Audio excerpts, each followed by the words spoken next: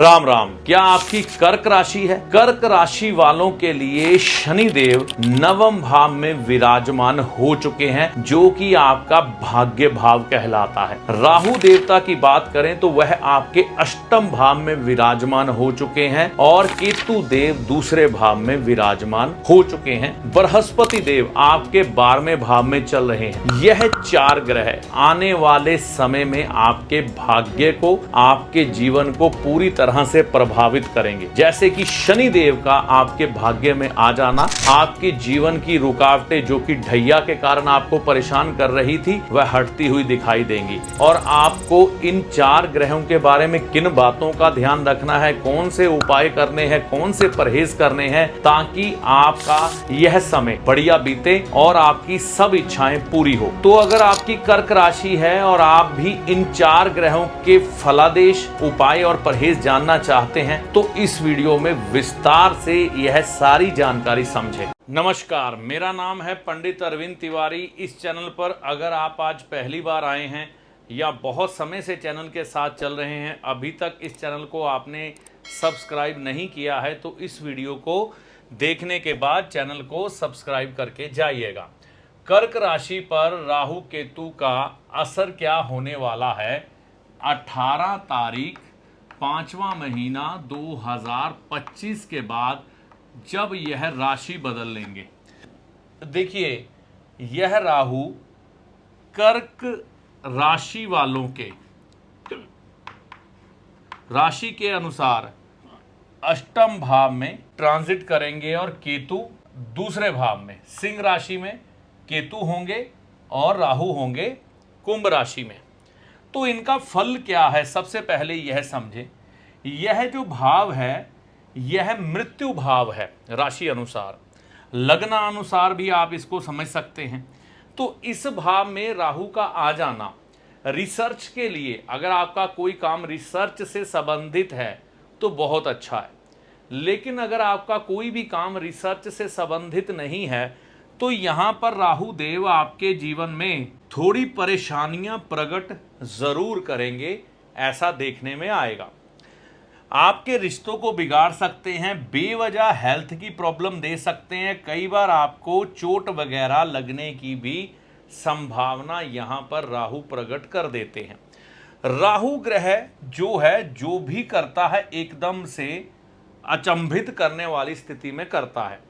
और जब ये अष्टम भाव में होता है तो व्यक्ति का ध्यान शेयर बाजार, जुए, सट्टे, लॉटरी की तरफ जरूर जाता है।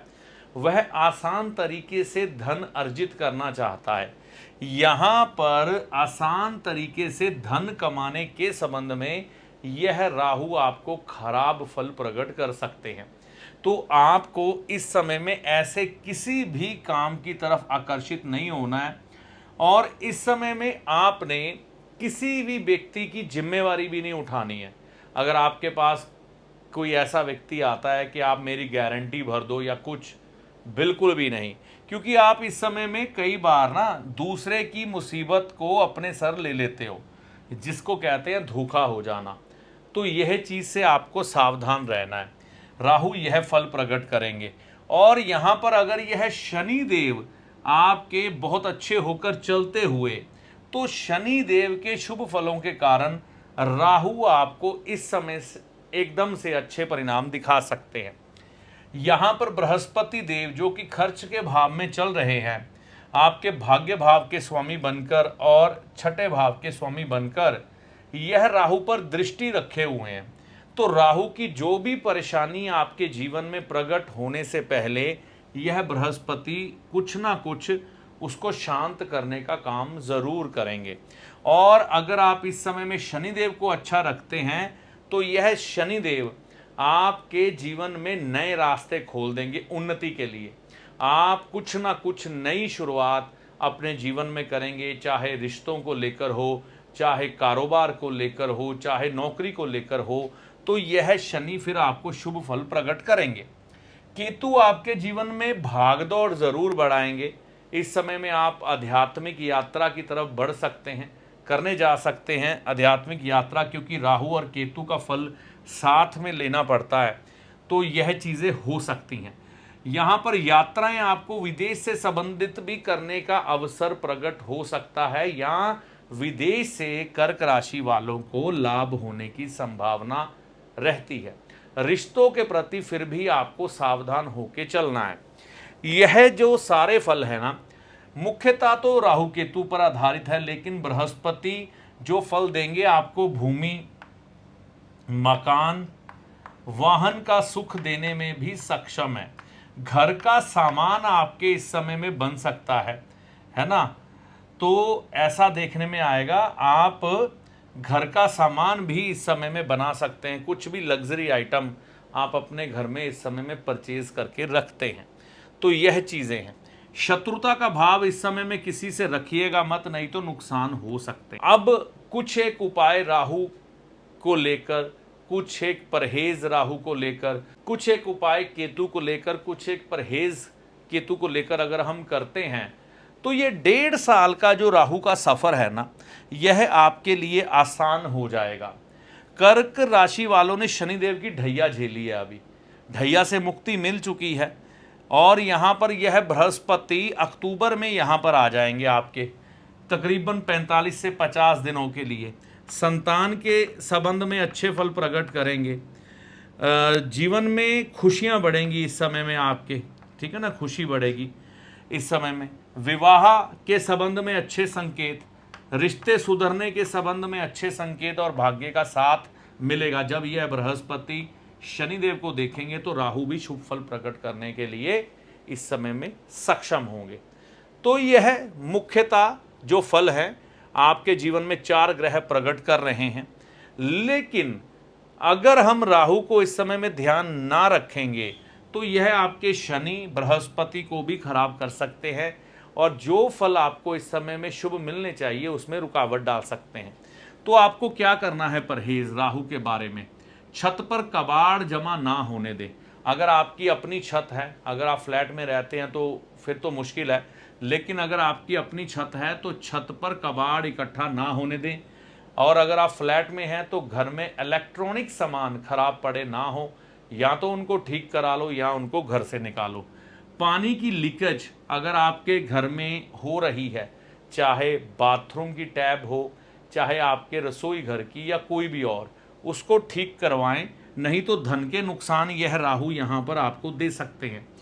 बिजली का सामान इस समय में आपको गिफ्ट नहीं लेना चाहिए किसी भी मित्र, दोस्त, यार से। अगर आपको बिजली का सामान गिफ्ट मिलता है तो रिटर्न गिफ्ट या शगुन के तौर पर कुछ एक धन राशि उसी समय सामने वाले को दे दें, यह आपके लिए अच्छा होगा। सौंफ खाएं। अगर आप खाना खाने के बाद इस समय में सौंफ का सेवन करते हैं तो आप कई मुसीबतों से इस समय में बच सकते हैं। किसी का पैसा ना रखें।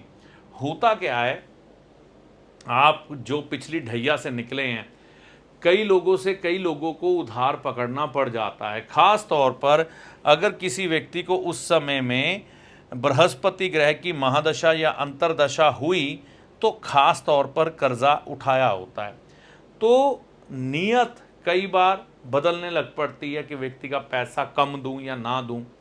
यह इस समय में मत करिएगा, नहीं तो यह जो ग्रह चाल है ना राहु की, आपके जीवन में किस तरह से पैसा निकालेगी आपका, वह आप सोच नहीं सकते। ये ध्यान रखिएगा। छत अकेली ना बदले। होता क्या है, इस समय में घर में कुछ एक रिपेयर लगने के हिसाब बन जाते हैं राहु की वजह से, और व्यक्ति कई बार अपनी छत अकेली बदल देता है। तो अकेली छत ना बदले, ये ध्यान रखें। अगर बदलनी पड़ जाए तो किसी से योग्य की सलाह ले, फिर आगे बढ़ें। केतु के बारे में, केतु यहाँ पर आपको आध्यात्मिक यात्रा करनी सबसे बढ़िया है, ये आपको करवाने के अवसर पैदा करेंगे। केसर का तिलक आप लगाना शुरू कर दें अपने माथे पे, गुरुवार के दिन आपको लाभ होगा। धार्मिक यात्रा, तीर्थ यात्रा करें या किसी को करवा दें। अगर कोई व्यक्ति जा रहा है, किराया भाड़ा उसकी जेब में डाले कि वह यात्रा करके आए। किसी को अपशब्द नहीं कहने हैं आपने, यह ध्यान रखें। अगर आप किसी को अपशब्द कहेंगे तो आपको बुरे असर मिलेंगे। तामसिक भोजन करने से बचें। नॉनवेज खाने से आपको इस समय में बचना चाहिए।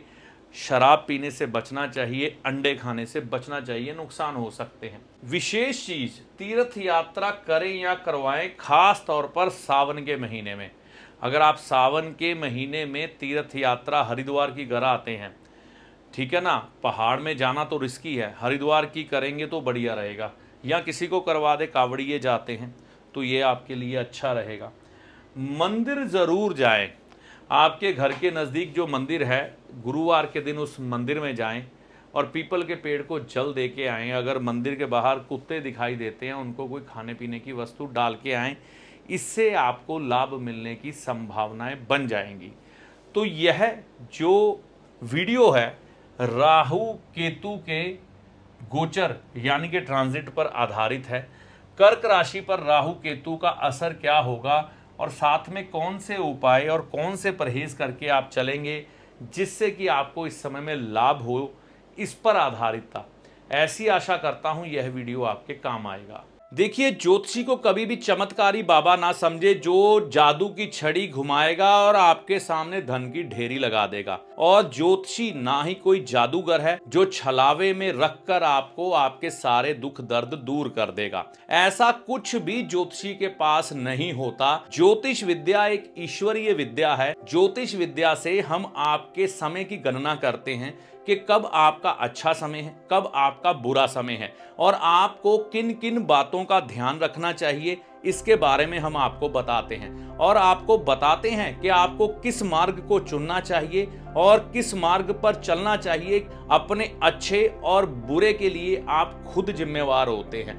ज्योतिष के किसी भी शास्त्र में आपकी किसी भी तकलीफ को दूर करने के लिए कोई भी गारंटी नहीं दी गई है, कोई भी दावा नहीं किया गया है। सिर्फ आपको एक पथ दिखाया गया है, आप उस पथ पर चलें, उपाय करें, सारी समस्याओं का समाधान ईश्वर की कृपा से होता है। मैं अपने किसी भी वीडियो में कोई भी दावा नहीं करता हूं क्योंकि ज्योतिष में दावे है ही नहीं। इस वीडियो में दी गई जानकारी आपको कैसी लगी कमेंट करके अपनी राय दे। वीडियो अच्छा लगा तो लाइक व शेयर करें। चैनल पर पहली बार आए हैं या बहुत समय से चैनल के साथ चल रहे हैं तो इस चैनल को सब्सक्राइब करके जाएं। इस वीडियो में दी गई जानकारी का लाभ माता रानी की कृपा से आपको होगा। जय माता दी।